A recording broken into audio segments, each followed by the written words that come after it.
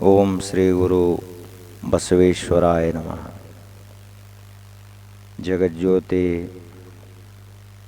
ಬಸವಣ್ಣನವರನ್ನು ಮೊದಲು ಮಾಡಿ ಸಮಸ್ತ ದಾರ್ಶನಿಕರನ್ನು ಭಕ್ತಿಯಿಂದ ಸ್ಮರಿಸಿ ಬೀಳೂರಿನ ಆರಾಧ್ಯ ದೈವವಾದ ಕಾಲಭೈರವನಾಥನ ದಿವ್ಯ ಸನ್ನಿಧಿಗೆ ಭಕ್ತಿಯ ನಮನಗಳನ್ನು ಸಮರ್ಪಿಸಿ ಶ್ರೀಮಠದ ಪರಮ ಪೂಜ್ಯರು ಮಹಾನ್ ಕರ್ತೃತ್ವಶಾಲಿಗಳಾಗಿ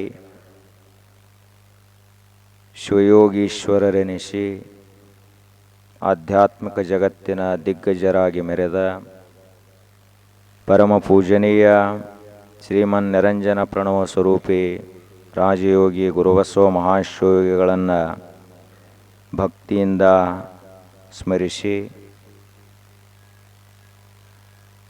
ಗುರುಸ್ವರೂಪರು ತಮ್ಮ ಸಾನ್ನಿಧ್ಯ ಮಾತ್ರದಿಂದ ಶ್ರೀಮಠವನ್ನು ರಕ್ಷಣೆ ಮಾಡಿದ ಪರಮ ಪೂಜನೀಯ ಶ್ರೀಮನ್ ನಿರಂಜನ ಪ್ರಣವ ಸ್ವರೂಪಿ ಚನ್ನಬಸವ ಮಹಾಶಿವಯೋಗಿಗಳವರ ದಿವ್ಯ ಗದ್ದುಗೆಗೂ ಭಕ್ತಿಯ ನಮನಗಳನ್ನು ಸಮರ್ಪಿಸಿ ಆಧ್ಯಾತ್ಮಿಕ ಜಿಜ್ಞಾಸುಗಳಾಗಿ ಅಧ್ಯಾತ್ಮ ತತ್ವವನ್ನು ತಿಳಿಯಲು ಆಗಮಿಸಿದಂತಹ ತಮ್ಮೆಲ್ಲರಿಗೂ ಭಕ್ತಿಯ ಶರಣು ಶರಣಾರ್ಥಿಗಳು.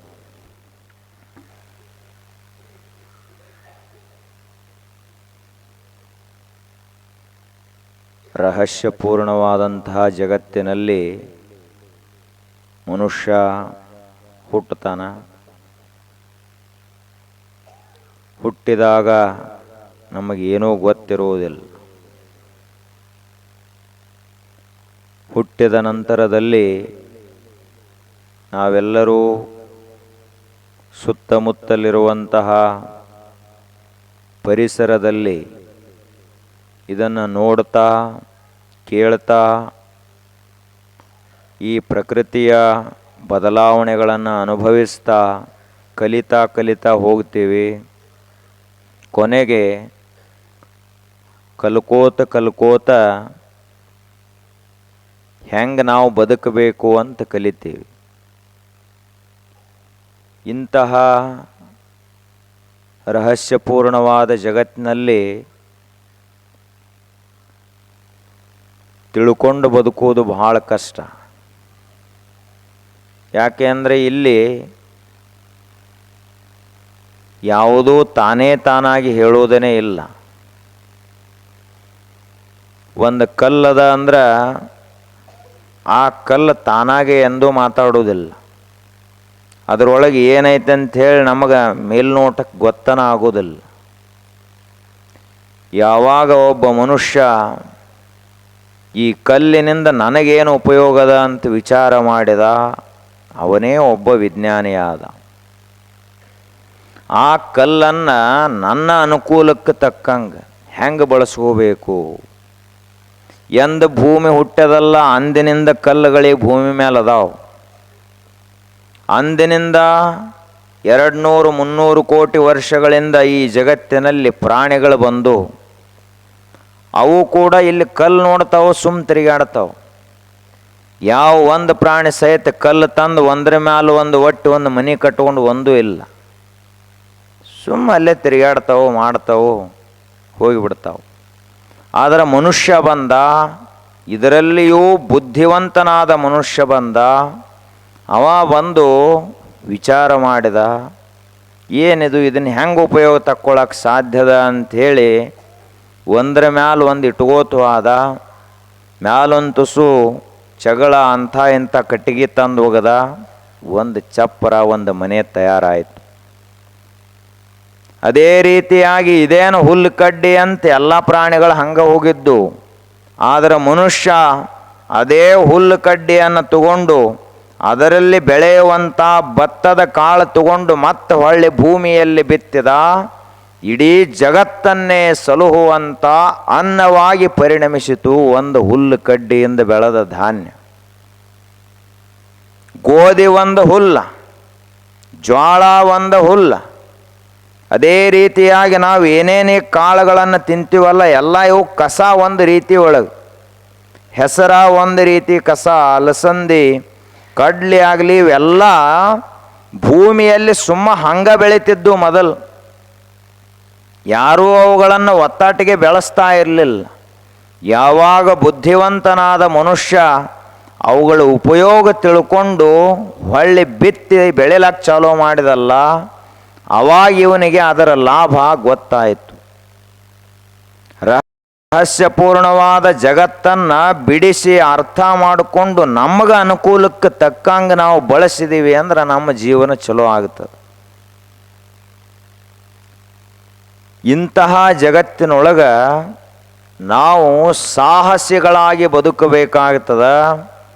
ಧೈರ್ಯಶಾಲಿಗಳಾಗಿ, ಆತ್ಮವಿಶ್ವಾಸದಿಂದ ಕೂಡಿದವರಾಗಿ, ದೂರದೃಷ್ಟಿಯನ್ನು ಹೊಂದಿ ನಿರಂತರವಾದಂಥ ಪ್ರಯತ್ನವನ್ನು ಯಾವ ಮನುಷ್ಯ ಮಾಡ್ತಾನಲ್ಲ ಅವ ಜೀವನದಲ್ಲಿ ಯಶಸ್ವಿ ವ್ಯಕ್ತಿಯಾಗ್ತಾನೆ. ಯಶಸ್ಸನ್ನುವುದು ಪೂರ್ವಾರ್ಜಿತ ಆಸ್ತಿಯಲ್ಲ.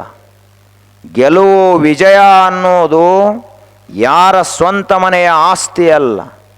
ಯಾವ ಮನುಷ್ಯ ಪರಾಕ್ರಮಿ ಇರ್ತಾನ, ಯಾವ ಮನುಷ್ಯನಲ್ಲಿ ಧೈರ್ಯ, ಶೌರ್ಯ, ಸ್ಥೈರ್ಯಾದಿ ಗುಣಗಳಿರ್ತಾವ, ಯಾವ ಮನುಷ್ಯ ನಿರಂತರವಾದ ಪ್ರಯತ್ನವನ್ನು ಮಾಡ್ತಾನಲ್ಲ ಅಂಥವನಿಗೆ ಯಶಸ್ಸನ್ನುವುದು ತಾನಾಗಿಯೇ ಒಲಿದು ಬರ್ತದ. ಇದನ್ನು ನಾವು ಮಾಡಬೇಕು. ಜೀವನ ಅಂದರೆ ಏನಿದು? ಜೀವನ ಅಂದ್ರೆ ಒಂದು ಚೇಷ್ಟೆ ಅಲ್ಲ, ಜೀವನ ಅಂದ್ರೆ ಒಂದು ಹುಡುಗಾಟಿಕೆ ಅಲ್ಲ, ಜೀವನ ಅಂದ್ರೆ ಮೋಜಲ್ಲ, ಮಸ್ತಿ ಅಲ್ಲ. ಜೀವನ ಅಂದ್ರೆ ಸಾಮಾನ್ಯವಾಗಿ ನಾವೇನು ತಿಳ್ಕೊಂಡಿದ್ದೀವಲ್ಲ ಅದಲ್ಲ. ಯಾಕೆ ಅಂದ್ರೆ ತಿಳಿದಂಥವರು ಎಲ್ಲರೂ ಕೂಡ ಇದೇ ಜೀವನವನ್ನು, ಜೀವನದ ಆಯುಷ್ಯವನ್ನು ಅತ್ಯಂತ ಸಾರ್ಥಕವಾಗುವಂತೆ ಬಳಸಿ ಬೆಳೆದು ಹೋದರು. ನಾವಾದರೂ ಕೂಡ ಈ ಆಯುಷ್ಯವನ್ನು ಒಂದು ಶಿಸ್ತುಬದ್ಧ ಕ್ರಮದಲ್ಲಿ ಬಳಸ್ತಾ ಹೋಗಬೇಕು. ತಿಳಿಲಾರದ ಬಳಸಿದ್ದೀವಿ ಅಂದ್ರೆ ಆಯುಷ್ಯ ಹೆಂಗೆ ವ್ಯರ್ಥ ಆಗ್ತದಂತ ಗೊತ್ತಾಗುವುದಿಲ್ಲ.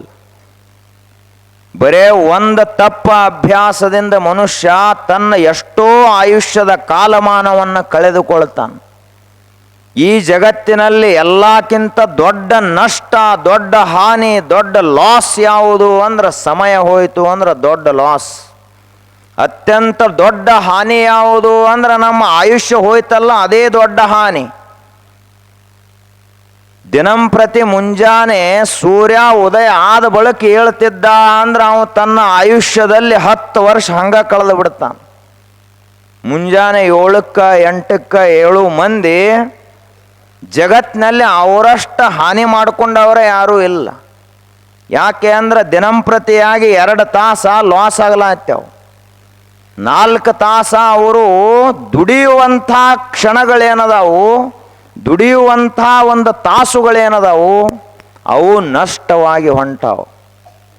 ಅದಕ್ಕೆ ನಮ್ಮ ಆಯುಷ್ಯ ಏನದ ಇದನ್ನು ನಾವು ಒಂದು ದೂರದೃಷ್ಟಿಯನ್ನು ಇಟ್ಟುಕೊಂಡು, ಜೀವನದಲ್ಲಿ ಒಂದು ದೊಡ್ಡ ಗುರಿಯನ್ನು ಇಟ್ಟುಕೊಂಡು, ಅದು ಕೂಡ ಪ್ರಾಮಾಣಿಕತೆಯಿಂದ ಮುಂದೆ ಬರುವಂಥ ಗುರಿಯನ್ನು ಇಟ್ಕೋಬೇಕು. ಒಟ್ಟು ಹೆಂಗರೆ ಆಗಿ ನಾ ಶ್ರೀಮಂತ ಆಗಲಿ ಅಂತ ಇಂಥ ಗುರಿ ಇಟ್ಕೋಬಾರದು. ಹೆಂಗರೆ ಆಗಿ ಶ್ರೀಮಂತ ಆಗುವುದಂದ್ರೆ ಕಳ್ಳತನ ಮಾಡಿದಾಗ ಮರುದಿವಸ ಶ್ರೀಮಂತಕ್ಕ ನಾವು ಆ ಶ್ರೀಮಂತಿಕೆ ಸ್ಥಿರವಾಗಿ ಉಳಿತೈತಿ ಅನ್ನೋದು. ಅದಕ್ಕೆ ಹಂಗಲ್ಲ, ದೂರದೃಷ್ಟಿಯನ್ನು ಇಟ್ಟುಕೊಂಡು ಈಗ ಸದ್ಯದಲ್ಲಿ ಯೋಜನಾಬದ್ಧವಾಗಿ ಕೆಲಸಗಳನ್ನು ಮಾಡ್ತಾ ಹೋದಾಗ ಮನುಷ್ಯ ಜೀವನದಲ್ಲಿ ಯಶಸ್ವಿಯಾಗ್ತಾನ. ಅಷ್ಟೇ ಅಲ್ಲದೆ ಜಗತ್ತಿಗೆ ಮಾರ್ಗದರ್ಶಕನಾಗ್ತಾನೆ. ಈ ಕಟ್ಟಿ ಮೇಲೆ ಕೂತು ಮಾರ್ಗದರ್ಶನ ಮಾಡ್ತಿರ್ತಾರೆ, ಇವ್ರದ್ದು ಬೇರೆ ಮತ್ತು ಪುಕ್ಕಟ ಸಲಹೆ ಕೊಡ್ತಿರ್ತಾರೆ. ಅವ್ರು ಯಾರು ಬೇಕಾದವ್ರು ಇರಲಿ, ಇವ್ರಿಗೇನು ಸಂಬಂಧ ಇರಬೇಕಂತ ಹಿಂಗೇನಿಲ್ಲ. ಅವ್ರದ್ದೊಂದು ಉದ್ಯೋಗ ಅದು, ಚಾ ಕುಡ್ಕೋತ ಮಾತಾಡೋದಪ್ಪ. ಕಟ್ಟಿ ಕೂತಿದ್ವು ಅಂದರೆ ಯಾನರೇ ಹೇಳ್ಕೋತ ಕೂತು ಬಿಡೋದು. ಇಂತಹ ಮಾರ್ಗದರ್ಶಕನಲ್ಲ.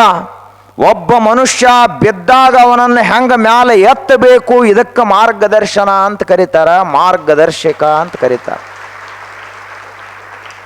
ಒಬ್ಬ ಮನುಷ್ಯ ಜೀವನದಲ್ಲಿ ಸೋತು ಹೋಗ್ಯಾನ. ಇನ್ನು ಮುಂದೆ ನನ್ನಿಂದ ಏನೂ ಆಗುವುದಿಲ್ಲ ಅಂತ ತಿಳ್ಕೊಂಡಾನ. ಅವನಿಗೆ ಜೀವನದಲ್ಲಿ ಎಲ್ಲರೂ ಕೈ ಬಿಟ್ಟಂಗಂಥೇಳಿ ಅನಿಸದ.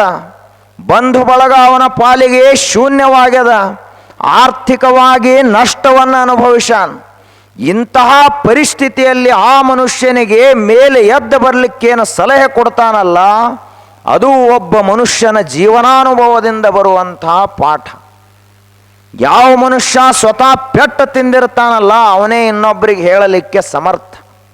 ಯಾವ ಮನುಷ್ಯ ಜಗತ್ತನ್ನು ಕೂಲಂಕುಷವಾಗಿ ತಿಳ್ಕೊಂಡಿರ್ತಾನೆ, ಪರೀಕ್ಷಾ ಮಾಡಿರ್ತಾನೆ, ಜೀವನದ ಅನುಭವಗಳನ್ನು ಅಧ್ಯಯನ ಮಾಡಿ ಯಾವ ರೀತಿಯಾದಂತಹ ಸಲಹೆಗಳನ್ನು ಹೇಳಿದ್ರೆ ಇದು ಜಗತ್ತಿಗೆ ಅನುಕೂಲ ಆಗ್ತದಂತ ತಿಳ್ಕೊಂಡಿರ್ತಾನಲ್ಲ, ಅವನು ನಿಜವಾದಂತಹ ಮಾರ್ಗದರ್ಶಕ.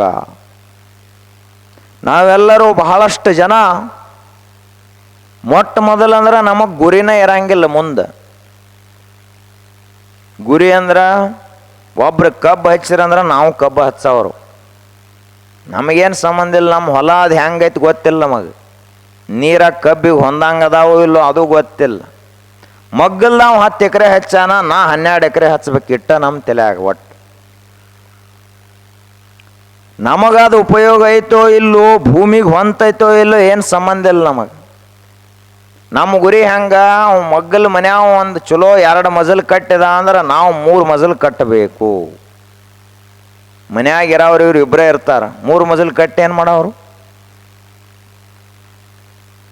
ಅದಕ್ಕೆ ನಮ್ಮ ಗುರಿಗಳು ಸ್ಪಷ್ಟವಾಗಿಲ್ಲ ಮತ್ತು ನಾವು ಆ ನಿಟ್ಟಿನಲ್ಲಿ ಪ್ರಯತ್ನವನ್ನು ಮಾಡಂಗಿಲ್ಲ. ನಮ್ಮದೆಷ್ಟಪ್ಪ ಉಪಜೀವಿಕೆ ವಿದ್ಯೆ, ಸಾಕು ಉಣ್ಲಾಕ ತಿನ್ಲಾಕ, ಊರಾಗ ಹರಟಿ ಹೊಡ್ಲಾಕ 4 ಮಂದಿ ಅದಾರ. ಹಂಗೆ ಅಡ್ಡಾಡಿ ಹೋಗಿ ಮತ್ತೆ ಮನ್ಯಾಗ ಊಟ ಮಾಡೋದು, ರಾತ್ರಿ ಆಗಿರತೈತಿ ಮಲ್ಕೊಂಡು ಬಿಡೋದು, ಮತ್ತು ವರ್ಷ ಬರ್ತಾವು, ಜಾತ್ರೆ ಬರ್ತಾವು, ಸಂತೆ ಬರ್ತಾವೆ, ಇದನ್ನೆಲ್ಲ ಮಾಡ್ಕೋತ ದಂಡಿಗೆ ಹೋಗಿಬಿಡೋದು. ಗುರಿ ಏನಿಲ್ಲ ಜೀವನದಲ್ಲಿ. ಆದ್ರೆ ಮನುಷ್ಯನ ಆಯುಷ್ಯ ಹಾಗೆ ಹೋಗಬಾರ್ದು. ಈಗ ಹಿಂದೆ ಹುಟ್ಟಿದವರು ಹಂಗ ಹುಟ್ಟಿ ಹಂಗ ಸತ್ತು ಹೋಗಿದ್ರು ಅಂದ್ರೆ ಜಗತ್ತೆಷ್ಟು ಬದಲಾಗ್ತಾ ಇರಲಿಲ್ಲ. ಒಬ್ಬ ಮನುಷ್ಯ ಕೈಯಾಗ ಒಂದು ಚಾಣ, ಒಂದು ಸುತ್ತಿಗೆ ತಗೊಂಡು ಕಲ್ಲ ಮ್ಯಾಲ ಕೈ ಇಟ್ರ ಹಳೆಬೀಡು, ಬೇಲೂರು, ಅಜಂತ, ಎಲ್ಲೋರಾದಂತಹ ಕಲ್ಲಿನಲ್ಲಿ ಕಲೆಗಳ ಅರಳಿದು. ಅವರಿಗೇನು ಕೆಲಸ ಇರಲಿಲ್ಲ. ಹಂಗ ಕುಂಡ್ಲಾಕ ಬರ್ತಿತ್ತಲ್ಲ.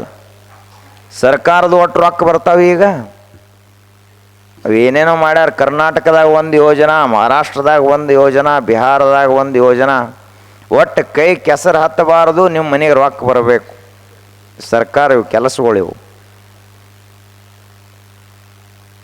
ನಮಗೂ ಅಟ್ಟ ಬೇಕಾಗಿತ್ತು. ನಮಗರೇನು ಭಾಳ ಬೇಕಾಗ್ಯದ. ಪುಕ್ಕಟ ಯಾವರ ಕೊಟ್ರ ಕೈ ಅಲ್ಲ ಇಡೀ ಉಡಿನ ಒಡ್ಡಿ ಬಿಡ್ತೀವಿ. ಬೇಕಾದಟ್ಟು ಹಾಕ್ರಿ, ನಮ್ದು ಭಾಳ ದೊಡ್ಡದೈತೆ. ಪುಕಟ ಕೊಳತ ಹಣ್ಣ್ಯಾಗ ಕೊಡುವಲ್ಲಕ್ಕೆ ನಮಗೇನು ಒಟ್ಟು ಪುಕಟ ಕೊಡ್ತಾನಂದ್ರೆ ಜನ ಪಾಳೆ ಹಚ್ಚಿ ಬಿಡ್ತದೆ. ಇಂತಹ ನಮ್ಮಿಂದ ಎಂದಾದರೂ ಈ ದೇಶಕ್ಕಾಗಲಿ ಈ ಜಗತ್ತಿಗಾಗಲಿ ಏನಾದರೂ ಲಾಭ ಆಗ್ಲಕ್ಕೆ ಸಾಧ್ಯ ಐತೇನು? ಯಾವ ಉಣ್ತಾನ ಅವ ದೊಡ್ಡವನಲ್ಲ, ಯಾವ ಉಣಿಸ್ತಾನಲ್ಲ ಅವ ಈ ಜಗತ್ತಿನಲ್ಲಿ ದೊಡ್ಡವ. ಯಾವ ಬೆವರು ಸುರಿಸಿ ದುಡಿತಾನಲ್ಲ ಅವನ ಇತಿಹಾಸವನ್ನು ಜಗತ್ತು ಬರೀತದ. ಯಾವ ಮನುಷ್ಯ ಪರಿಶ್ರಮದಿಂದ ಈ ಜಗತ್ತಿನ ಸಲುವಾಗಿ ತಪಿಸ್ತಾನಲ್ಲ ಅಂತಹ ತಪಸ್ವಿಯನ್ನು ಈ ಜಗತ್ತು ಸದಾಕಾಲ ಪೂಜಿಸ್ತದ. ಯಾಕೆ ಅಂದ್ರೆ ಜಗತ್ತಿನ ಹಿತಕ್ಕಾಗಿ ಆ ಮನುಷ್ಯ ದುಡಿತಾ ಇರ್ತಾನೆ. ನಾವು ಕೂಡ ತಪಸ್ವಿಗಳಾಗಬೇಕು, ಪರಿಶ್ರಮಶಾಲಿಗಳಾಗಬೇಕು, ದೂರದೃಷ್ಟಿಯನ್ನು ಹೊಂದಿದಂತಹ ದಿಗ್ದರ್ಶಿಗಳಾಗಬೇಕು, ಪ್ರಯತ್ನ ಮಾಡುವಂತಹ ಮಹಾಪ್ರಯತ್ನಶಾಲಿಗಳಾಗಬೇಕು. ಆಗ ಮಾತ್ರ ನಮಗೆ ಜಗತ್ತ ನೆನಪಿಟ್ಕೋತದ ನಮ್ಮನ್ನು. ಇಂಥ ಶತಮಾನದಾಗಿ ಬೀಳೂರಾಗ ಬದುಕಿ ಹೋದಪ್ಪ ಅಂತ ಇತಿಹಾಸ ನೆನಪಿಟ್ಕೋತದ. ಇತಿಹಾಸದ ಪುಟಗಳಲ್ಲಿ ಅವರ ಹೆಸರ ಬರೆಯಲ್ಪಡ್ತದ. ಯಾರದು? ಯಾರು ಊರಿನ ಸಲುವಾಗಿ ದುಡ್ದಾರಲ್ಲ ಅಂಥವ್ರ ಹೆಸರ, ಯಾರು ದೇಶ ಧರ್ಮಗಳ ಸಲುವಾಗಿ ದುಡ್ದಾರಲ್ಲ ಅಂಥವ್ರ ಹೆಸರನ್ನು. ಮತ್ತಿವು ಪುಕಟ ಸರ್ಕಾರದಿಂದ ತಗೊಂಡು ಬಂದಿದ್ದು ಎಲ್ಲಿ ಇತಿಹಾಸ ಇಲ್ಲ, ಏನಿಲ್ಲ. ಇವರೆಲ್ಲ ಕೋಟಿಗಟ್ಟಲೆ ಜನ ಬದುಕಿದ್ರು ಕೂಡ ಹಂಗೆ ಸತ್ತು ಹೋಗ್ತಾರೆ. ಇವ್ರನ್ನ ಯಾರು ನೆನಪಿಡಂಗಿಲ್ಲ. ಮನ್ಯಾಗ ಮಂದಿ ನೆನಪಿಡಂಗಿಲ್ಲ. ಹೋಗ್ಲಿ ಬಿಡ್ರಿ, 3 ವರ್ಷ ಆತು, ಇನ್ನೇನು ಪುಣ್ಯತಿಥಿ ಬೇಡತ್ತಾರ ಅವರು. ಮಾಡಿದಿವಲ್ಲ ಕಾಟಾಚಾರಕ್ಕೆ 1ನೇ ವರ್ಷದ್ದು, 2ನೇ ವರ್ಷ ಹಾರಕ್ಕೆ ಬಂದಿರ್ತೈತಿ, 3ನೇ ವರ್ಷ ಫೋಟೋ ತೆಗೆದು ಹೋದ ಅವನ ಗದಿಗೆ ಮೇಲೆ ಇಟ್ಟು ಬಂದು ಬಿಡ್ತಾರೆ. ನಮಗೆ ನಿಮಗೆ ಏನು ಸಂಬಂಧ ಇಲ್ಲಪ್ಪ ಅಂತ ಹೇಳ್ತಾರೆ. ಆದ್ರೆ ದೇಶ ಧರ್ಮಕ್ಕಾಗಿ, ಜಗತ್ತಿನ ಕಲ್ಯಾಣಕ್ಕಾಗಿ ಯಾರು ದುಡಿತಾರಲ್ಲ ಅವರನ್ನು ಎಂದೂ ಮರೆಯೋದೇ ಇಲ್ಲ ಈ ಜಗತ್ತು. ಹಂಗೆ ನಾವು ತಯಾರಾಗಬೇಕು. ನಮ್ಮ ಗುರಿಗಳು ಆ ರೀತಿಯಾಗಿರಬೇಕು. ನಾವೆಲ್ಲ ಹೆಂಗದೀವಿ ಹೇಳ್ತಾರಲ್ಲ, ಸಾಮಾನ್ಯ ಜನ ಮಾತಾಡುವಾಗ ಹೇಳ್ತಾರೆ, ಹೆಂಗದಾನಪ್ಪ ಅಂದ್ರೆ ಹಳ್ಳಿ ಗಾದಿ ಮೇಲೆ ಲಗ ಹೊಡಿತಾನಂತ. ಸುಖ ಇದ್ರೆ ಅಟ್ಟ ನಮಗೆ ಕುಸ್ತಿ ಅದು ನಡೆಯವು. ಇವು ಜಂಗಿನಿ ಕಾಲಿ ಕುಸ್ತಿ ಅಂತ ಮಾಡ್ತಾರಲ್ಲ ಅವರು, ಮುಲ್ತಾನಿ ಮಟ್ಟಿ ಮಣ್ಣಿನೊಳಗೆ ಅಂಥ ಕುಸ್ತಿ ಹಿಡ್ಯಾವ ಅಲ್ಲಿವ. ಹಳ್ಳಿಗಾದಿತ್ತಂದ್ರೆ ಅಟ್ಟ ಹಿಂಗೆ ಪೈಲ್ವಾನ್ರ ಗತ್ಲೆ ಮಾಡಾವ, ಇರಲಿಲ್ಲ ಅಂದ್ರೆ ಏನಿಲ್ಲ ಗಪ್ಪಗ ಹಾರ್ಕೊಂಡ್ರವ. ಇಂಥವನಿಂದ ಎಂದಾದರೂ ಜಗತ್ತಿಗೆ ಲಾಭ ಆಗ್ತೈತೇನು? ಸುಖದ ಸುಪ್ಪತ್ತಿಗೆಯಲ್ಲಿ ಹೊರಳಾಡುವಂಥ ಮನುಷ್ಯನಿಂದ ಏನೂ ಆಗಂಗಿಲ್ಲ. ಜೀವನದ ಆಯುಷ್ಯದ ಪ್ರತಿಯೊಂದು ಕ್ಷಣವನ್ನು ಸಾರ್ಥಕವಾಗಿ ಬಳಸಬೇಕು. ನಮ್ಮ ಹತ್ತಿರ ಎಷ್ಟು ಸಂಪತ್ತೈತೆ ಅನ್ನೋದೇನು ಬಹಳ ಮುಖ್ಯ ಅಲ್ಲ. ಅದಕ್ಕೆ ಈ ದೇಶದ ಅತಿ ದೊಡ್ಡ ಉದ್ಯಮಿ ಒಬ್ಬರು ಒಂದು ಮಾತನ್ನು ಹೇಳ್ತಾರೆ, ನಾವೆಲ್ಲ ಅದನ್ನು ನೆನಪಿಟ್ಟು ಹೋಗ್ಬೇಕು. ಏನು ಹೇಳ್ತಾರಂದ್ರೆ, ನಿನ್ನ ಮನೆಯಲ್ಲಿ ಎಷ್ಟು ಕೋಟಿ ರೊಕ್ಕದಾವ ಅನ್ನೋದೇನು ಮುಖ್ಯ ಅಲ್ಲ, ಅದರ ಮ್ಯಾಲೆ ನೀ ಶ್ರೀಮಂತ ಅಲ್ಲ ಅಂತ ಹೇಳ್ತಾರೆ ಅವರು.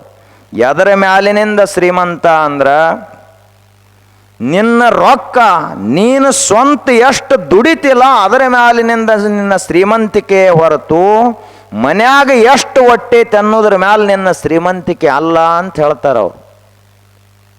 ಈಗ ಎಷ್ಟು ನಿಮ್ಮ ಹೊಲದಾಗ ನೀವು ದುಡಿತೀರಿ, ನಿಮ್ಮ ರೊಕ್ಕ ದುಡಿತದ ಅದರ ಮ್ಯಾಲಿನಿಂದ ನೀವು ಶ್ರೀಮಂತರು. ಎಷ್ಟು FD ಮಾಡಿರಿ ಅದರ ಮ್ಯಾಲಿಂದೇನಲ್ಲ, ದುಡಿಬೇಕು. ಹಂಗೆ ದುಡಿಯುವಂಥ ಸಂದರ್ಭದಲ್ಲಿ ಜೀವನದ ಯಾತ್ರೆಯಲ್ಲಿ ಒಂದು 100 ವರ್ಷದ ಯಾತ್ರೆ ಇದು. ಹೆಂಗೆ ಶ್ರೀಶೈಲಕ್ಕೆ ಹೋಗಿ ಬರ್ತಿರಲ್ಲ, ಒಂದು 25 ದಿವಸ ನಡ್ಕೋತ ಹೋಗೋದು ಮತ್ತೆ ಬರೋದು ಮಾಡ್ತಿರಲ್ಲ, ಅದೊಂದು ಯಾತ್ರೆ. ಹಂಗೆ ಒಂದು 100 ವರ್ಷದ ಆಯುಷ್ಯವೇ ಒಂದು ಮಹಾಯಾತ್ರೆ. ಆ ಯಾತ್ರೆಯಲ್ಲಿ ಒಂದೊಂದು ವಯಸ್ಸಿಗೆ ಕೆಲವೊಂದಿಷ್ಟು ಜನ ನಮ್ಮ ಸಂಬಂಧಿಕರಾಗ್ತಾರ. ಆ ವಯಸ್ಸು ಮುಗಿತು ಅಂದ್ರೆ ಅವರೆಲ್ಲ ಹೊರಟು ಹೋಗ್ತಾರ. ಹುಟ್ಟುವಾಗಲೂ ಒಬ್ಬನೇ, ಅಂತಿಮವಾದಂಥ ಸೂರ್ಯಾಸ್ತದ ಸಮಯಕ್ಕೂ ಕೂಡ ಒಬ್ಬನೇ ಇರ್ತಾನೆ ಮನುಷ್ಯ. ನಡುವಟ್ಟೆ ಎಲ್ಲ ಇದು ಮಂದಿ, ಕಳ್ಳ ಬೆಳ್ಳಿ ಸಂಬಂಧಿಕರು ಅವ್ರಿವ್ರು ಅಂತಿರ್ಲ, ನಡುವಿನವರು ಇವರೆಲ್ಲ. ಒಂದೊಂದು ಸ್ಟೇಷನ್ ಬಂದ ಕೂಡಲೇ ಅವು ಮಕ್ಕಳು ಬರ್ತಾವು, ಇನ್ನೊಂದು ಸ್ಟೇಷನ್ಕ್ಕೆ ಮೊಮ್ಮಕ್ಕಳು ಬರ್ತಾವು, ಆ ಬಳಿಕ ಅದರ ಮುಂದಿನ ಸ್ಟೇಷನ್ಕ್ಕೆ ಅವರೆಲ್ಲ ಇಳಿದು ಹೋಗಿಬಿಡ್ತಾರೆ. ಕೊನೆಗೆ ನೀವು ಅಟ್ಟ ಮುಂದೆ ಹೋಗಬೇಕಾಗ್ತದೆ. ಈ ಮಹಾಯಾತ್ರೆಯಲ್ಲಿ ಪ್ರಯಾಣ ದೀರ್ಘವಾದದ್ದದ. ಚಲ್ನಾ ಹೇ ದೂರ್ ಮುಸಾಫಿರ್, ಕಬೀರದಾಸರು ಹೇಳ್ತಾರೆ, ಚಲ್ನಾ ಹೇ ದೂರ್ ಮುಸಾಫಿರ್ ಕಾಹೇ ಕೋ ಸೋವೇರೆ, ನದಿಯಾ ಗಹರಿ ನಾವ್ ಪುರಾನಿ, ಚಲ್ನಾ ಹೇ ದೂರ್ ಮುಸಾಫಿರ್ ಕಾಹೇ ಕೋ ಸೋವೇರೆ. ಇನ್ನ ಬಹಳ ದೂರ ಹೋಗುವುದೈತಪ್ಪ, ನೀನು ಈಗ ಯಾಕೆ ಮಲ್ಕೊಂಡದಿ ಅಂತ ಕೇಳ್ತಾರ ಅವ್ರು. ನದಿಯರೇ ಬಹಳ ಆಳದ, ಬಹಳ ಗುಮ್ಮದ, ಅದರೊಳಗಿರುವಂಥ ನಾವರೇ ಹಳಿದಾಗ್ಯದ. ನಾವರೇ ಈ ನದಿಯನ್ನು ದಾಟಲೇಬೇಕಾಗ್ಯದ. ದಾಟಲಿಲ್ಲ ಅಂದ್ರೆ ಮುಳುಗಿ ಸತ್ತು ಹೋಗ್ತೀವಿ ಹೊರತು ಪಾರಾಗಂಗಿಲ್ಲ. ನಾವಂದ್ರೆ ಯಾವುದಪ್ಪ? ನಮ್ಮ ಶರೀರವೇ ನಾವ. ಶರೀರದ ನಾವ ಯಾರ್ಯಾರು ಹೆಂಗದಾವು ಅಂದ್ರೆ ಅವರವ್ರ ವಯಸ್ಸಿನ ಆಧಾರದ ಮೇಲೆ ಅದಾವು. 25 ವಯಸ್ಸು ಅಂದ್ರೆ ಏನೋ ಹೊಸ ನಾವು ಐತೆ ಅಂತದು. 50ಕ್ಕೆ ಬತ್ತಂದ್ರೆ ಅರ್ಧ ಆ ಕಡೆ ಅರ್ಧ ಈ ಕಡೆ. 75ಕ್ಕೆ ಬಂದೈತೆ ಅಂದ್ರೆ ಹಳೇದಾಗೈತಿ. ಹಲ್ಲು ಸಟ್ಟು ಹುಚ್ಚಾವು, ಕಿವಿ ಕೇಳಸಂಗಿಲ್ಲ, ತಲೆ ಕೂದಲು ಬೆಳ್ಳಗಾಗ್ಯಾವು, ಶರೀರ ತನ್ನ ನಿಯಂತ್ರಣ ಕಳ್ಕೊಳ್ಳೋ ಹಂತಕ್ಕೆ ಬಂದೈತಿ ಅಂದ್ರೆ ನಾವ ಇನ್ನೇನು ನದಿ ಒಳಗೆ ಕೂಡಿ ಹೋಗೋ ಸಂದರ್ಭ ಬಂದೈತಿ ಅಂತ ತಿಳ್ಕೋಬೇಕು. ಅದಕ್ಕೆ ಅವರು ಕಬೀರದಾಸರು ಹೇಳ್ತಾರ, ಚಲ್ನಾ ಹೇ ದೂರ್, ಬಹಳ ದೂರ ಹೋಗುವುದೈತಿ ನಾವು. ಎಲ್ಲರೇ ಇಲ್ಲೇ ಬಹಳ ಚಲೋ ಹಾಸಿಗೆ ಐತಿ, ತಂಡಿನೂ ಬಿಟ್ಟೈತಿ ಅಂತ ಹೊತ್ಕೊಂಡು ಮಕ್ಕೊಂಡಿವಿ ಅಂದ್ರೆ ಬೀಳೂರಾಗ ಉಳಿತೀವಿ ಹೊರತು ಪರಮಾತ್ಮನನ್ನ ಕೂಡುವುದಿಲ್ಲ, ಮುಕ್ತರಾಗುವುದಿಲ್ಲ.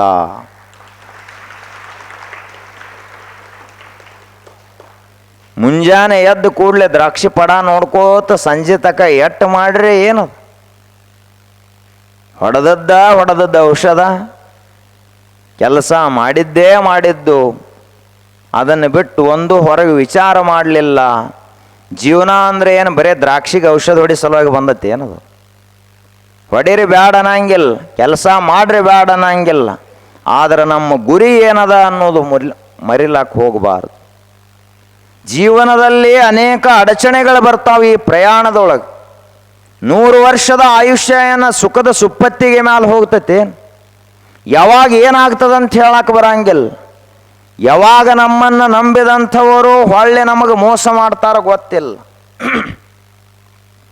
ಯಾವಾಗ ಅಣ್ಣ ತಮ್ಮ ಅಕ್ಕ ತಂಗಿಗಳು ದಾಯಾದಿಗಳಾಗ್ತಾರ, ಶತ್ರುಗಳಾಗ್ತಾರ ಗೊತ್ತಿಲ್ಲ.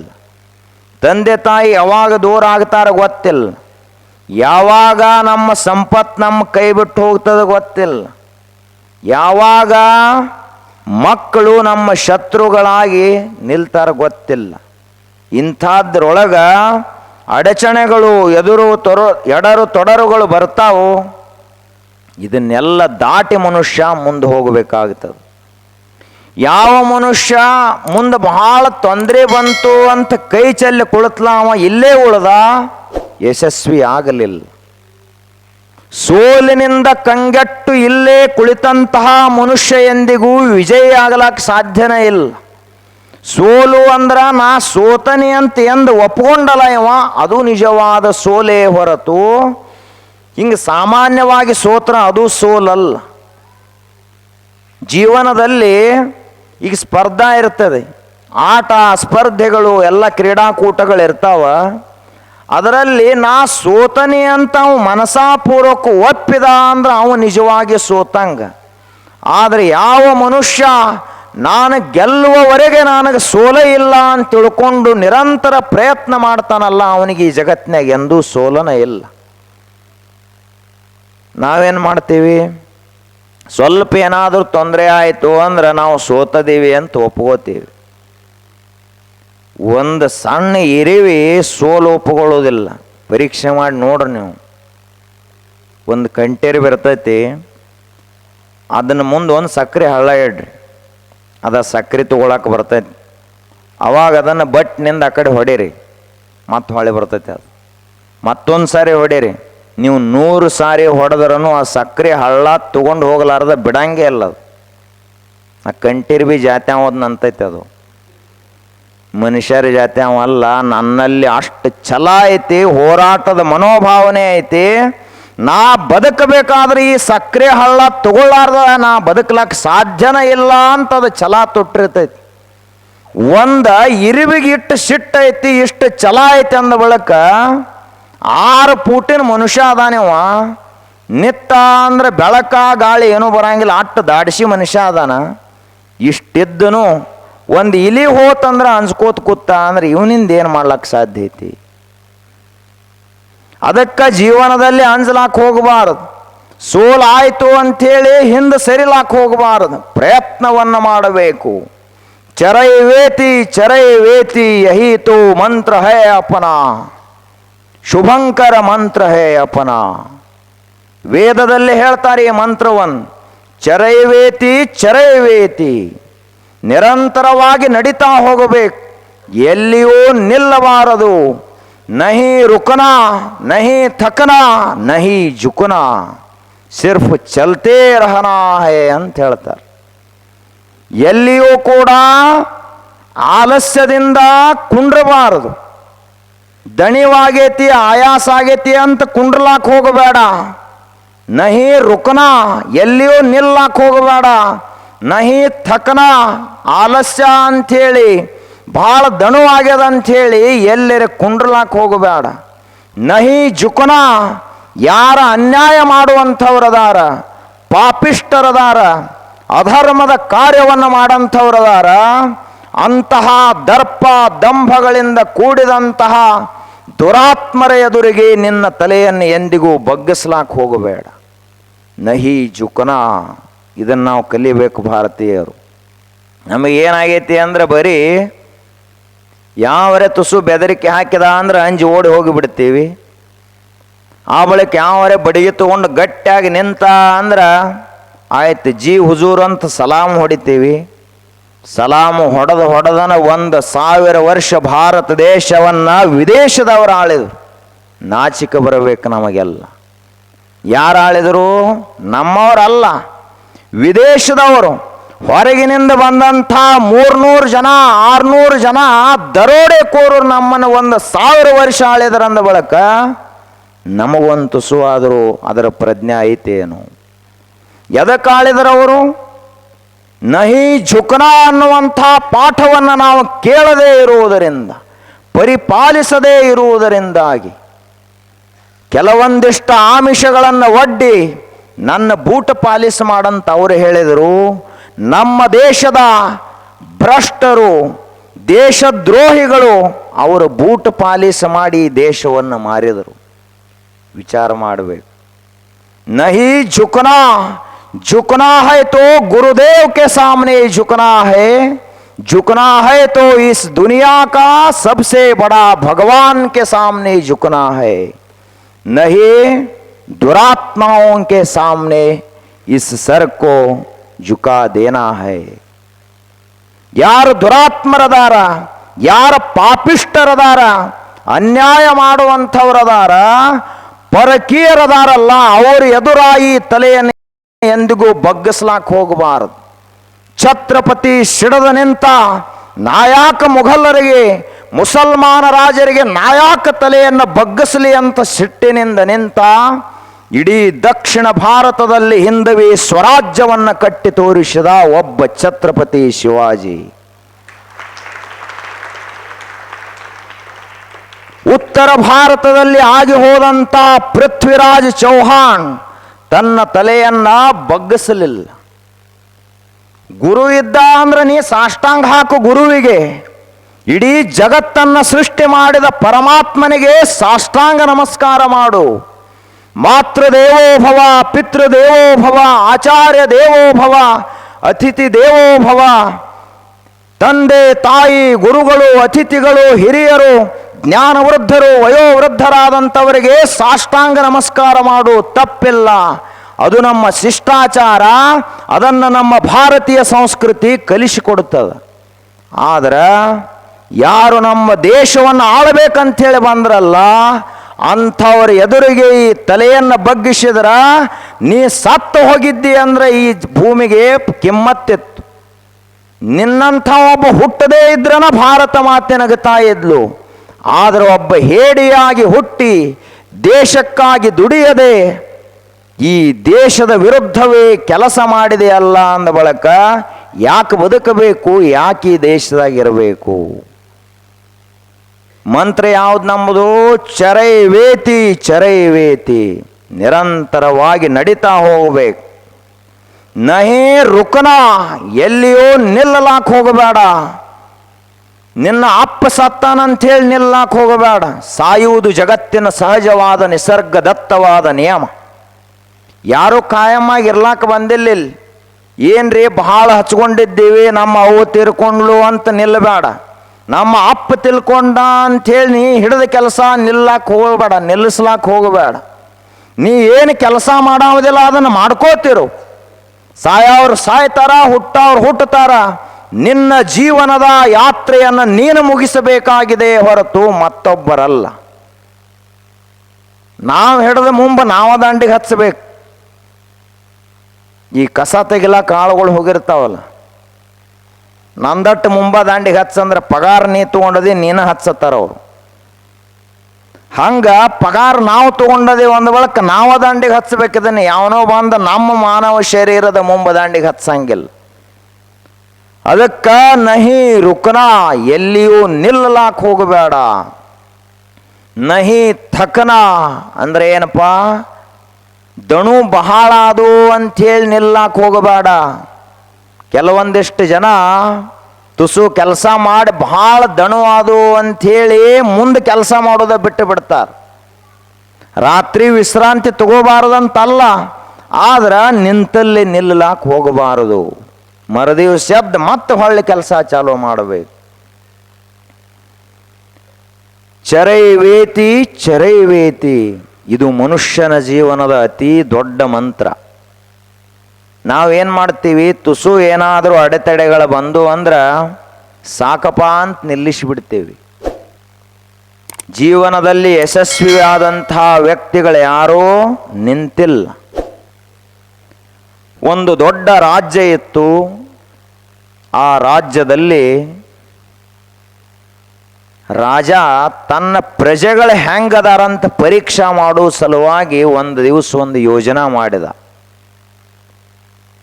ಪ್ರಜೆಗಳ ಮನಸ್ಥಿತಿ ಹೆಂಗೈತಿ, ಕೆಲಸ ಮಾಡೋ ಮನೋಭಾವ ಎಷ್ಟೈತಿ, ಈ ದೇಶವನ್ನು ಇವರು ಮುಂದೆ ನಡೆಸ್ಕೊಂಡು ಹೋಗ್ತಾರವೇನು ಇಲ್ಲೋ, ಅದನ್ನು ಪರೀಕ್ಷಾ ಮಾಡೋ ಸಲುವಾಗಿ ಒಂದು ಯೋಜನೆ ಮಾಡಿದ.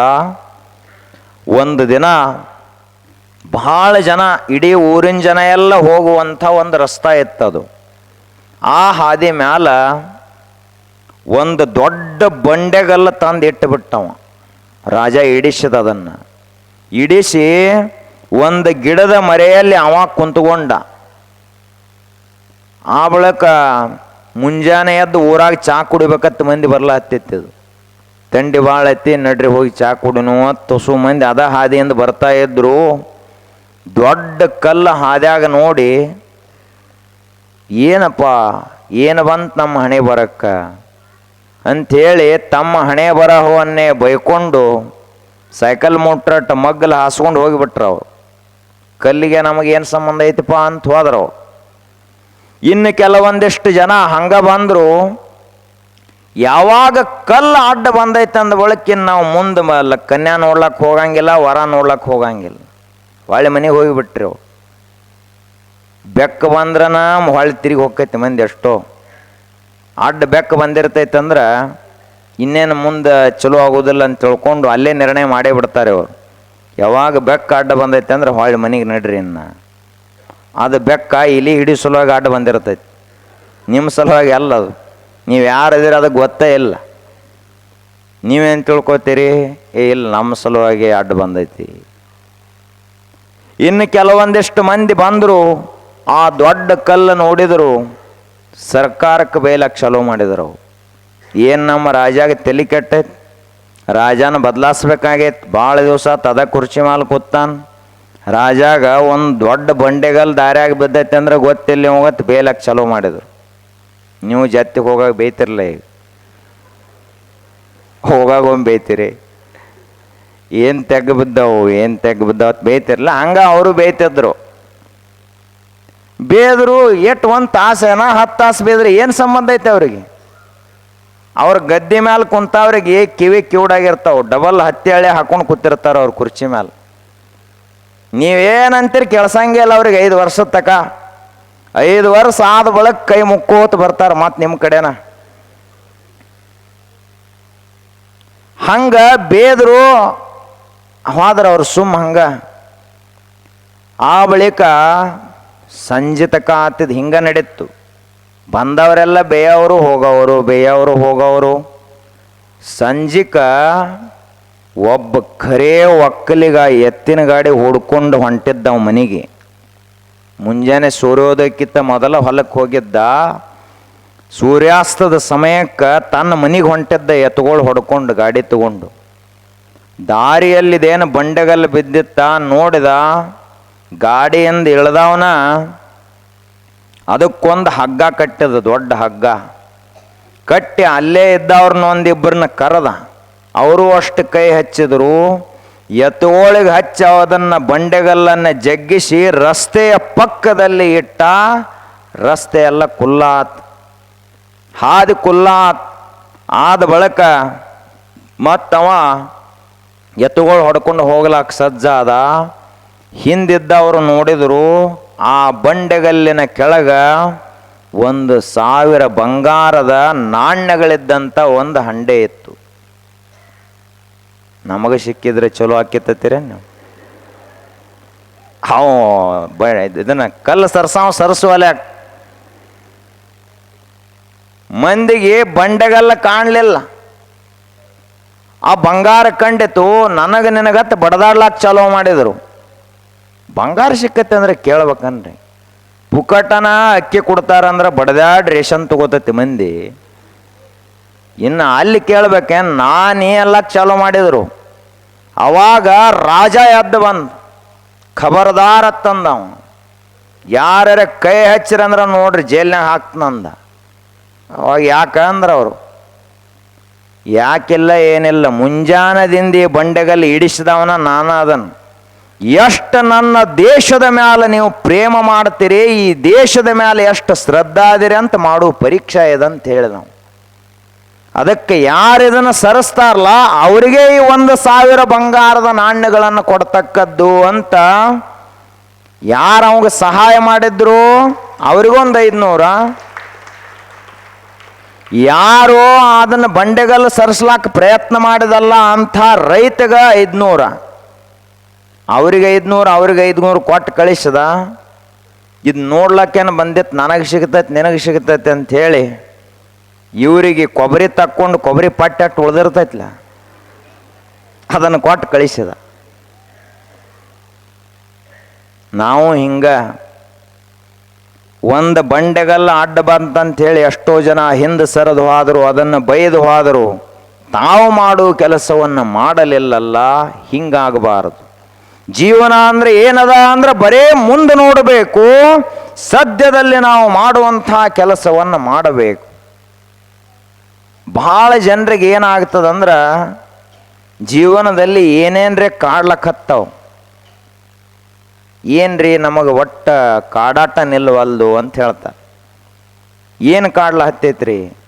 ಏನಿಲ್ರಿ, ಮನ್ಯಾಗ ಮಕ್ಕೊಂಡಿರ್ತನೋ ಸ್ಲ್ಯಾಬನ ಅಳಿಗಾಡ್ದಂಗೆ ಮಾಡ್ತೈತಿ. ಮನ್ಯಾಗ ಮಲ್ಕೊಂಡಿರ್ತೀನಿ, ಭೂಮಿಯಲ್ಲಿ ಹೊಳಿ ಹರಿದಂಗೆ ಆಕೈತಿ. ಏನೇನ್ರಿ ಹೇಳ್ತಾರೆ. ಒಟ್ಟ ಕಾಡಾಟ ಚಾಲೋ ಆಗೈತ್ರಿ. ಈ ಜಗತ್ತಿನಲ್ಲಿ ನಿಮ್ಮನ್ನು ಕಾಡಟ್ಟು ಯಾವಾಗೂ ಪುರುಸತ್ತಿಲ್ಲ. ಇದೊಂದು ನಮ್ಮ ತಲೆಯಾಗ ಸ್ಪಷ್ಟ ಇರಲಿ. ಏನು? ತಮ್ಮ ಕೈಯಾನ ಕೆಲಸ ಬಿಟ್ಟು ಇನ್ನೊಬ್ಬರನ್ನು ಹಾಳು ಮಾಡಬೇಕು ಅನ್ನುವಂಥ ಮಂದಿ ಭಾಳ ಕಡಿಮೆ ಅದ. ಅವ್ರವ್ರ ಕೆಲಸ ಸಾಕಾಗಿ ಹೋಗ್ಯಾವ ಅವ್ರಿಗೆ.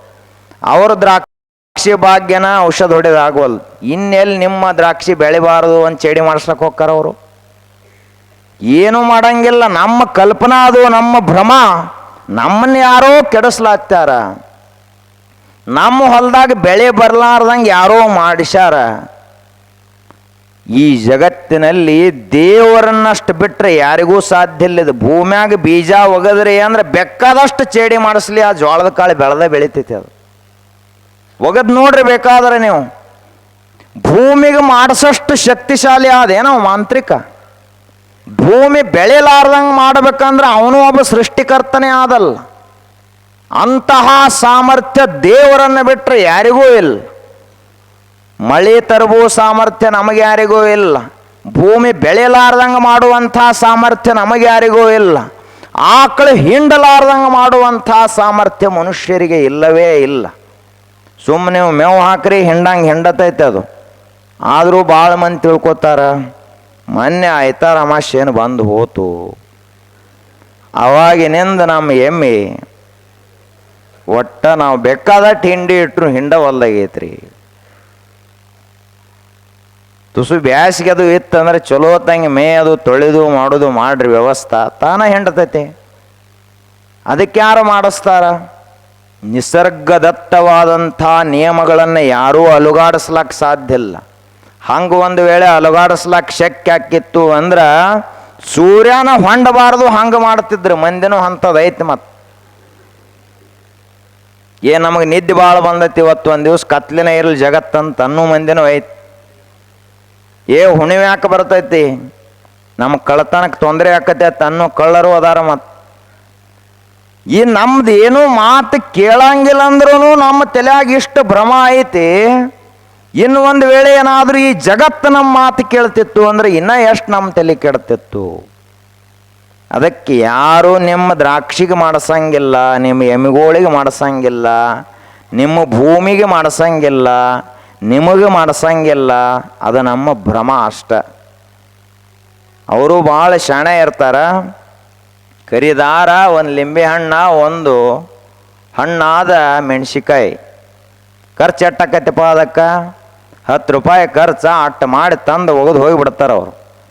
ಅವ್ರದ್ದೇನಾಗೋದೈತಿ, ಇಟ್ಟು ದ್ರಾಕ್ಷಿ ಬಾಗಿನಾಗ ಒಗೆದು ಹೋದ್ರಂದ್ರೆ ಇವ ಔಷಧ ಹೊಡಿಬಿಟ್ಟು ಅದನ್ನು ಒಟ್ಟು ಎಡಗೈಲೇರೆ ಮುಟ್ಲು ಹೆಂಗೆ ಮಾಡಲಿ.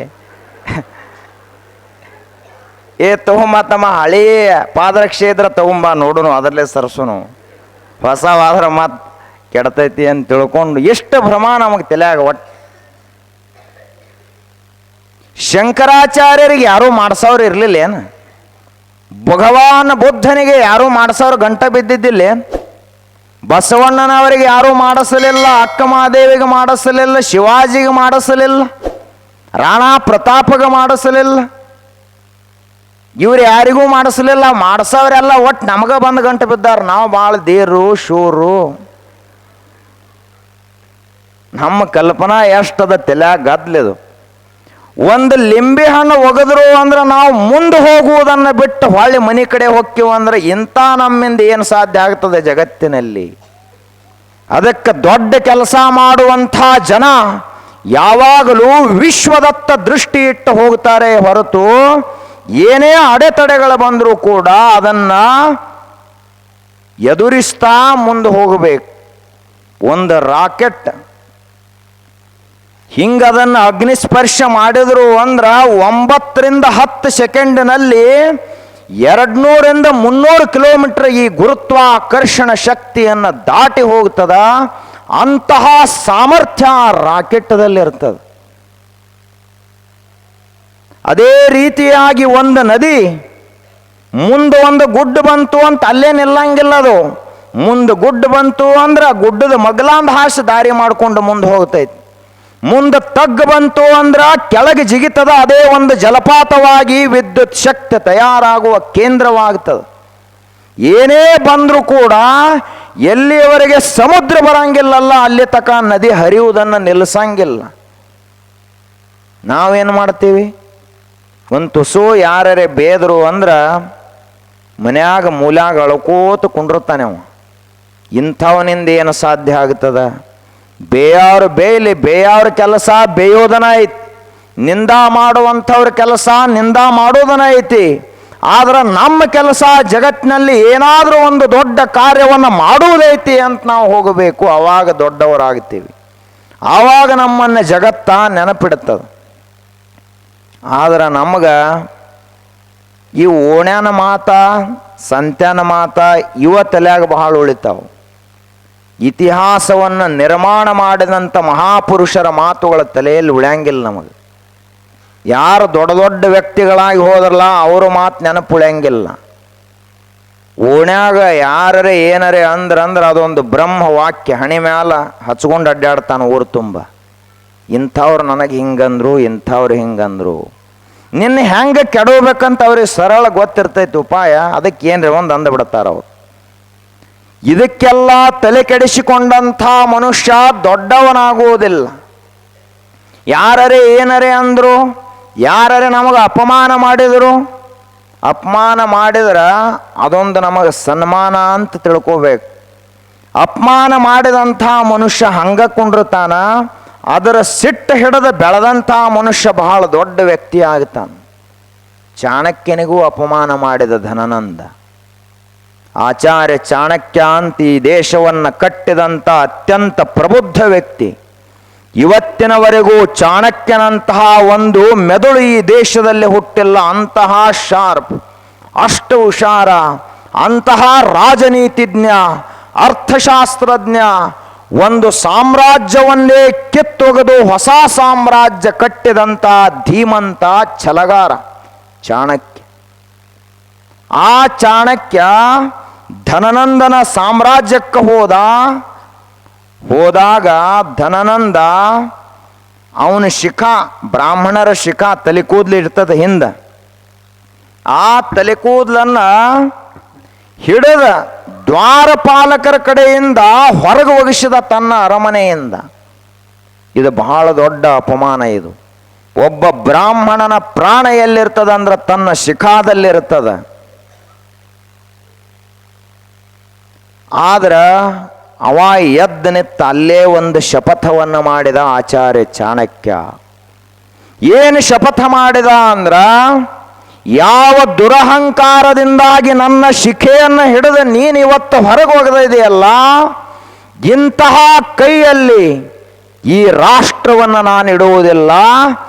ಒಂದು ದಿನ ಈ ಗದ್ದುಗೆ ಮೇಲೆ ನನ್ನ ಕೈಯಲ್ಲಿ ತಯಾರಾದಂಥ ಶಿಷ್ಯನನ್ನು ಕೂಡಿಸಿ ಪಟ್ಟಾಭಿಷೇಕ ಮಾಡ್ತೀನಿ ಅಂತ ಪ್ರತಿಜ್ಞಾ ಮಾಡಿದ.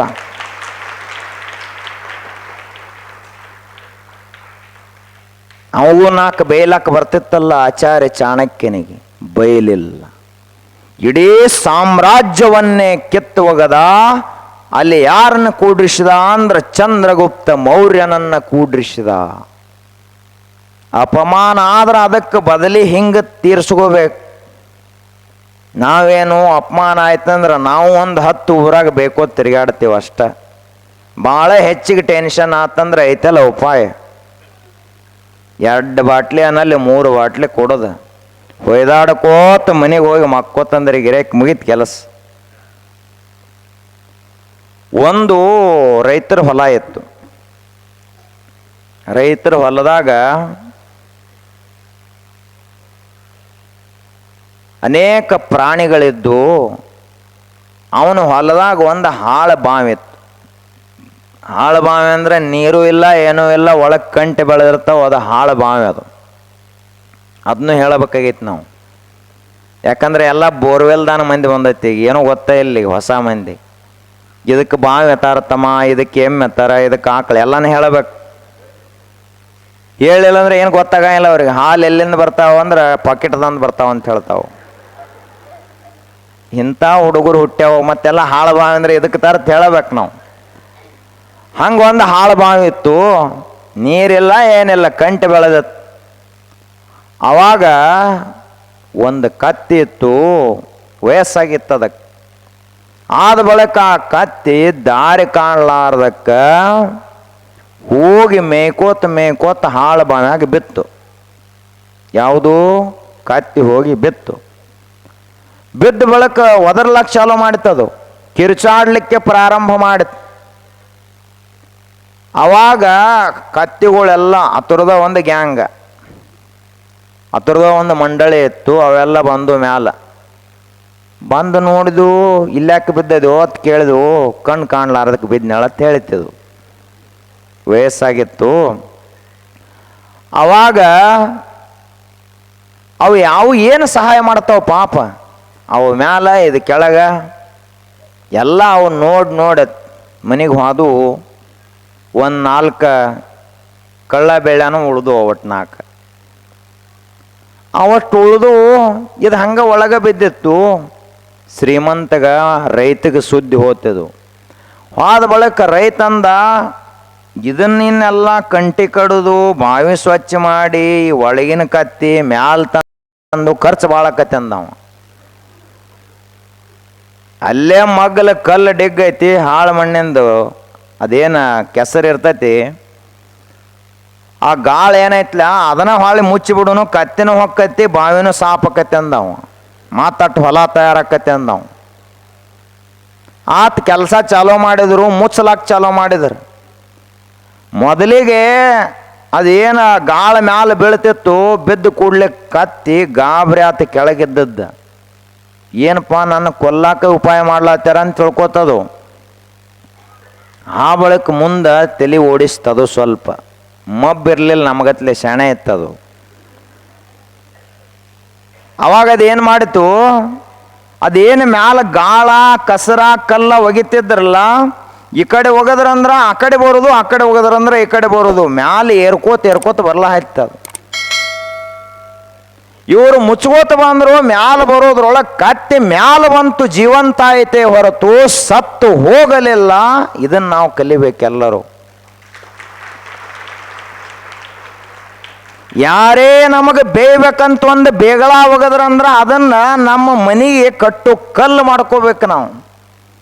ಅದು ಕತ್ತಿ ಹೆಂಗೆ ತನಗ ಏರ್ಲಾಕ ಪಾವಟಿಗೆ ಮಾಡ್ಕೊಂಡು ಮ್ಯಾಲ ಬಂತಲ್ಲ, ಹಂಗೆ ಯಾರೇ ಅಪಮಾನ ಮಾಡಲಿ, ಬೇಲಿ, ಏನು ಬೇಕಾದ ಅಪಪ್ರಚಾರ ಮಾಡಿದರೂ ಕೂಡ ನಮ್ಮ ಜೀವನದ ಯಾತ್ರೆ ನಿಲ್ಲಬಾರದು, ನಿರಂತರವಾಗಿ ಸಾಗುತ್ತಾನೆ ಇರಬೇಕು. ಆವಾಗ ನಾವು ವಿಶ್ವ ವಿಜಯಗಳಾಗ್ತೀವಿ, ಆತ್ಮ ವಿಜಯಿಗಳಾಗ್ತೀವಿ. ಎಲ್ಲರೇ ಯಾರೇ 4 ಮಂದಿ ಅಂದಾರ ಮಾಡ್ಯಾರ ಅಂತ ಇಲ್ಲೇ ಕೂತೀವಂದ್ರೆ ಬೀಳೂರಾಗ 3/6 ಜಾಗ ಅಷ್ಟ ಉಳಿತೈತಿ ನಮ್ಗೆ, ಮತ್ತೇನಿಲ್ಲ ಇಲ್ಲ.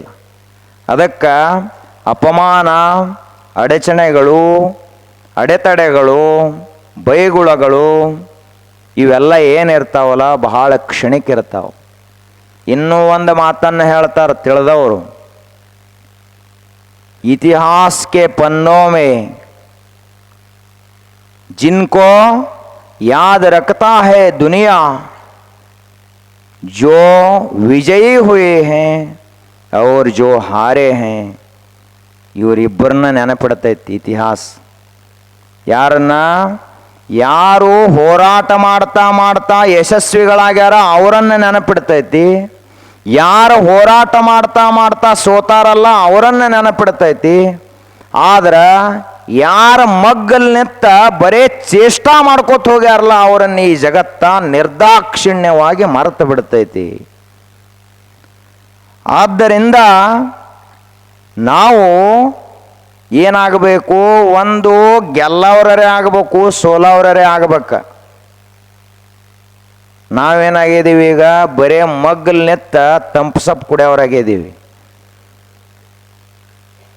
ಬರೇ ಮಗ್ಗಲ್ ನೆತ್ತ ಚೇಷ್ಟಾ ಮಾಡೋದು. ನೋಡ್ರಿ, ಫುಟ್ಬಾಲ್ ಪಂದ್ಯಾವಳಿ ನಡೆದಿರ್ತದೆ. ಯಾರು ವಿಜಯಿಗಳಾಗ್ತಾರಲ್ಲ ಅವರನ್ನು ನೆನಪಿಡ್ತೈತೆ ಜಗತ್ತ. ಯಾರು ಸೋಲ್ತಾರಲ್ಲ ಇಂಥವ್ರ ವಿರುದ್ಧ ಇಂಥವ್ರು ಸೋತ್ರು ಅಂತ ಅವ್ರದ್ದು ಇತಿಹಾಸ ಬರ್ತದೆ. ರಾಮನ ವಿರುದ್ಧ ಯಾರು ಹೋರಾಡಿ ಸೋತಪ್ಪ ಅಂದ್ರೆ ರಾವಣ ಅಂತ ಒಂದು ಸಣ್ಣ ಹುಡುಗ ಸಹಿತ ಹೇಳ್ತದ. ಯಾಕೆ ಅಂದ್ರೆ ರಾವಣನೂ ಅಷ್ಟು ಶೂರಿದ್ದ, ರಾಮನೂ ಅಷ್ಟು ಶೂರಿದ್ದ. ಧರ್ಮ ಅಧರ್ಮಗಳ ನಡುವೆ ಯುದ್ಧ ನಡೆದಿತ್ತು. ಧರ್ಮ ರೂಪಿಯಾದಂಥ ರಾಮ ಗೆದ್ದ, ಅಧರ್ಮದ ಪಕ್ಷವನ್ನು ಹಿಡಿದಂಥ ರಾವಣ ಸೋತ ಅಂತ ನೆನಪಿಡುತ್ತದ. ಯಾರ ಮಗ್ಗಲಿದ್ರಲ್ಲ ಅವ್ರನ್ನ ಯಾರೂ ನೆನಪಿಟ್ಟಿಲ್ಲ. ಅದಕ್ಕೆ ನಾವು ಜೀವನದಲ್ಲಿ ಸೋಲಬಾರದು, ಗೆಲುವಿಗಾಗಿ ಹೋರಾಟವನ್ನು ಮಾಡ್ತಾ ಇರಬೇಕು. ಆವಾಗ ನಮ್ಮ ಹೆಸರು ಅಜರಾಮರವಾಗಿರ್ತದೆ. ನಾವೇನು ತಿಳ್ಕೊಂಡದೀವಿ? ಅದಕ್ಕೆ ಬಹಳ ಸುಲಭ ಉಪಾಯವನ್ನು ಮಾಡ್ಕೊಂಡದೀವಿ ನಾವೆಲ್ಲರೂ. ನಮ್ಮ ಹೆಸರು ಅಜರಾಮರ ಇರ್ಬೇಕಂದ್ರೆ ಏನು ಮಾಡೋದು? ಮುತ್ಯಾಗಳು ಆಯ್ಗಳು ಭಾಳ ಶಾಣೆ ಇರ್ತಾರೆ. ಜೇರ್ ಆದ್ರಂದ್ರೆ ಕೈ ಮೇಲೆ ಕೈ ಹಾಕ್ಸ್ಕೋತಾರ ಅವ್ರು. ನನ್ನ ಮೊಮ್ಮಗ ಮರಿಮಗನಿಗೆ ನನ್ನ ಹೆಸರೇ ಇಡಬೇಕು ಅಂತ ವಚನ ಕೊಡ್ರಿ, ನಾ ಹೊಕ್ಕನಂತಾನೆ ಅವ. ಅಂದ್ರೆ ಈ ಮನ್ಯಾಗ ಮತ್ತೆ ನಾವು ಕಲ್ಲ ಪುಟ್ಟವನ ಇಟ್ಟಾತಂದ್ರೆ ನಾ ಅಜರಾಮರ ಆದ್ನಿ, ನನ್ನ ಹೆಸರು ಉಳಿತ ಇಟ್ಟು ತಿಳ್ಕೊಂಡವ ಕಣ್ಣು ಮುಚ್ಚಿ ಹೊಕ್ಕನ್. ಅವ್ರಂತಾರ ಹುಚ್ಚದೇವ ನಾವು ತವ್ರಂತಾರ. ಈಗ ಜನ್ಮ ಹೆಸರತ್ತು ಒಂದು ಬಂದಿರ್ತೈತಿ, ಅದನ್ನು ಯಾರೂ ಕರೆಯಂಗಿಲ್ಲ. ಹಂಗಿದು ಮುತ್ಯಾನ ಅಪೇಕ್ಷೆ ಇತ್ತು, ಅವ್ನು ಹೋಗತಕ್ಕಂಟ ಕರೆಯೋದು ಹೋದ ಬಳಕ ಮತ್ತೆ ಅವ್ರಿಗೆ ತಮಗೆ ತಿಳಿದ ಚಿಂಟು ಪಿಂಟು ಇಟ್ಕೊತ ಹೋಗಿಬಿಡ್ತಾರೆ. ಇದನ್ನ ಯಾರೂ ಕರೆಯಂಗೆ ಇಲ್ಲಿ ಒಂದು. ಇದಕ್ಕೆ ಅಜರಾಮರ ಆಗುವುದು ಅಂತ ಕರೆಯಂಗಿಲ್ಲ. ಯಾವ ಮನುಷ್ಯ ಅಂತಹ ದೊಡ್ಡ ಕೆಲಸ ಮಾಡ್ತಾನಲ್ಲ ಅವನ ಜಗತ್ತ ನೆನಪಿಡ್ತೈತಿ. ಸರ್ ಎಂ ವಿಶ್ವೇಶ್ವರಯ್ಯನವರನ್ನು ಜಗತ್ತು ಯಾವತ್ತೂ ನೆನಪಿಡುತ್ತದೆ. ಕನ್ನಂಬಾಡಿ ಅಣೆಕಟ್ಟೆಯನ್ನು ಕಟ್ಟಿದರು, ಬಹಳ ದೊಡ್ಡ ದೊಡ್ಡ ಕೆರೆಗಳನ್ನು ಕಟ್ಟಿದರು. ಜೋಗ್ ಜಲಪಾತದಿಂದ ಬೀಳುವಂಥ ಆ ನೀರಿನಿಂದ ಕರೆಂಟ್ ತಯಾರು ಮಾಡಿದರು. ಉಕ್ಕಿನ ಕಾರ್ಖಾನೆಯನ್ನು ತಯಾರು ಮಾಡಿದರು. ಕಾಗದ ಕಾರ್ಖಾನೆಯನ್ನು ಕಟ್ಟಿದರು. ಇಷ್ಟೆಲ್ಲ ಆಗಿನ ಕಾಲದಲ್ಲಿ ಕಾರ್ಖಾನೆಗಳನ್ನು ಕಟ್ಟಿ ದೇಶದ ಅಭಿವೃದ್ಧಿಗೆ ಹೊಸ ಮುನ್ನುಡಿಯನ್ನು ಬರೆದಂಥ ವಿಶ್ವೇಶ್ವರಯ್ಯನವರನ್ನು ಜಗತ್ತು ನೆನಪಿಡುತ್ತದೆ. ಇವತ್ತು ಆ ಭಾಗದಲ್ಲಿ ಕಾವೇರಿಯ ಆ ನದಿಯ ಭಾಗದಲ್ಲಿ ಎಷ್ಟು ಜನ ರೈತರದಾರಲ್ಲ, ವಿಶ್ವೇಶ್ವರಯ್ಯನವರನ್ನು ನೆನೆಸ್ತದೆ. ಹಾಗೇ ಇಲ್ಲಿಯೂ ಕೊಯ್ನಾ ಡ್ಯಾಮ್ ಯಾರು ಕಟ್ಟಿರಲ್ಲ ಅವರ ಪುಣ್ಯದಿಂದ ನೀವು ಬದುಕ್ತೀರಿ ಅಂತ ಅವ್ರು ನೆನೆಸ್ಕೋತಿರ್ಬೇಕು. ಹೋಗಿ ನೋಡಿ ನಾಳೆ ಕೊಯ್ನಾ ಡ್ಯಾಮ್ ಕಟ್ಟಿದವ್ರು ಯಾರು ಅಂತ ಇತಿಹಾಸವನ್ನು. ಬ್ಯಾಸಿಗ್ಯಾಗ ನಿಮಗೆ ನೀರು ಎಲ್ಲಿಂದ ಬರ್ತಾವಪ್ಪ ಅಂದ್ರೆ ಕೊಯ್ನಾದಿಂದ ಬರ್ತಾವ. ಅದನ್ನು ಕಟ್ಟಿದವ್ರು ಯಾರದಾರಲ್ಲ ಅವ್ರ ಹೆಸರಲ್ಲೇ ನೀವು ಏನರ ಅಭಿಷೇಕ ಅದು ಮಾಡಿಸ್ರಿ, ಪುಣ್ಯ ಬರ್ತೈತು. ಬಿಟ್ಟುಕೊಟ್ಟು ಇದು ಸಾಯು ತಕ್ಕ ಇಸ್ಪೇಟ್ ಆಡಿ ಸತ್ತ ಮುತ್ಯಾನ ಹೆಸರಲ್ಲಿ ಅಭಿಷೇಕ ಮಾಡ್ರಿ, ಕೆಲಸ ಆಗೋ ಮಾತಲ್ಲ. ಯಾರು ನಿಮಗೆ ನೀರು ಹಾಕಿದ್ರು, ಯಾರು ನಿಮಗೆ ಅನ್ನ ಕೊಟ್ಟರು ಅಂಥವ್ರನ್ನ ನೆನಪಿಡಬೇಕು. ಮಾಳಿಯವ್ರು ಏನು ಈ ಊರಾಗ ಕೆರೆ ಕಟ್ಟಿಲ್ಲ, ಎಂಥ ಪುಣ್ಯಾತ್ಮ ನೋಡ್ರಿ. ತನ್ನ ಮನೆ ಸಲುವಾಗಿ ಮಾಡಿಕೊಳ್ಳಾರ್ದೆ ಊರಿಗಾಗಿ ಒಳ್ಳೆಯದಾಗಲಿ ಅಂತ ಕೆರೆ ಕಟ್ರಿ. ಅವರನ್ನು ನೆನಪಿಡಬೇಕು. ಯಾಕಂದ್ರೆ ಅವರು ತಮ್ಮ ಮನೆ ಸಲುವಾಗಿ ಅಲ್ಲ, ನಿಮ್ಮ ಊರಿನ ಸಲುವಾಗಿ ಕೆರೆಗಳನ್ನು ಕಟ್ಟಿದರು. ಇದು ಬಹಳ ದೊಡ್ಡ ಪುಣ್ಯದ ಕೆಲಸ. ನಾವು ಸಾಧ್ಯ ಆದ್ರೆ ನಮ್ಮ ಹೊಲದ ಒಡ್ಡುಗಳೇ ದೊಡ್ಡ ದೊಡ್ಡ ಕಟ್ಟುಗಳನ್ನ ಸಾಕು. ಈ ಹೊಲದ ಒಡ್ಡುಗಳು ಒಡೆದು ಹೋಗ್ಯಾವ ಎಲ್ಲ. ಈಗ ಮಂದಿ ಏನು ಮಾಡೋದು? ಹೊಲ ಐತಂದ್ರೆ ಒಡ್ಡ ಬಂದೋಬಸ್ತ್ ಇತ್ತಂದ್ರೆ ಮಳೆ ಬೇಕಾದಷ್ಟಾಗಲಿ ಎಲ್ಲ ನೀರು ಹೊಲದಾಗ ನಿಂದಿರ್ತೈತಿ. ಆ ಬಳಿಕ ಅದ ಬೋರ್ವೆಲ್ಗೆ ಹೋಗ್ತೈತಿ, ಬಾವಿಗೆ ಹೋಗ್ತೈತಿ. ಬಾವಿಗಳು ರಿಚಾರ್ಜ್ ಆಗ್ತಾವ. ಒಡ್ಡನ ಇಲ್ಲ ನಮಗೆಲ್ಲ. ಒಡ್ಡಿನ ಮೇಲಿನ ಗಿಡ ಎಲ್ಲ ಕಡ್ದು ಬಿಟ್ಟಿದ್ದೀವಿ. ಆ ಬಳಿಕ ಒಡ್ಡುಗಳಂತೂ ಎಲ್ಲ ಸಾಫ್ ಮಾಡಿದ್ದೀವಿ. ಮಳೆ ಎಷ್ಟು ಆದದ್ದೆಲ್ಲ ಹೋಗಿ ಮತ್ತೆ ಹಳ್ಳ ಹೊಳೆ ಕೂಡಿ ಸಮುದ್ರ ಹೋಗಿಬಿಡ್ತದೆ.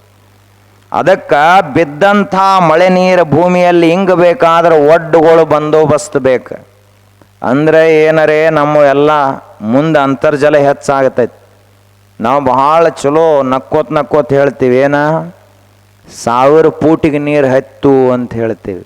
ಇದು ನಗುವ ವಿಷಯ ಅಲ್ಲ, ದುಃಖ ಪಡುವಂಥ ವಿಷಯ. 1000 ಫೂಟ್ ಹೋದರೂ ನೀರು ಸಿಗಂಗಿಲ್ಲ ಅಂದ ಬಳಿಕ ನಾವು ಏನು ಕೆಲಸ ಮಾಡಿದ್ದೇವೆ ಹೇಳ್ರಿ? ಬರೇ ಭೂಮಿಯಲ್ಲಿರುವಂಥ ನೀರು ಮ್ಯಾಲ್ ತೆಗಿ ಕೆಲಸ ಅಷ್ಟ ಮಾಡಿದ್ದೀವಿ, ಹೊಳ್ಳಿ ನೀರು ತುಂಬು ಕೆಲಸ ನಾವು ಮಾಡಿಲ್ಲ. ಮಳೆ ಬಿದ್ದದ್ದೆಲ್ಲ ಹರ್ಕೊಂಡ ಹೋತಂದ್ರೆ ಭೂಮಿಯಾಗ ಹಿಂಗ್ಸವ್ರು ಯಾರು? ಅದನ್ನು ಎಲ್ಲರಿಗೂ ರೊಕ್ಕ ಐತಿ, ತಂದು ಬೋರ್ವೆಲ್ ಹಚ್ತೀವಿ ಅಷ್ಟ ಗೊತ್ತೈತಿ ಹೊರತು ಹೊಳ್ಳಿ ನಾವು ಭೂಮಿಗೆ ನೀರು ತುಂಬಬೇಕು ಅಂತ ಕಲ್ಪನಾನ ನಮಗಿಲ್ಲ. ಅದನ್ನು ಯಾರೂ ನಾವು ಮಾಡಂಗಿಲ್ಲ.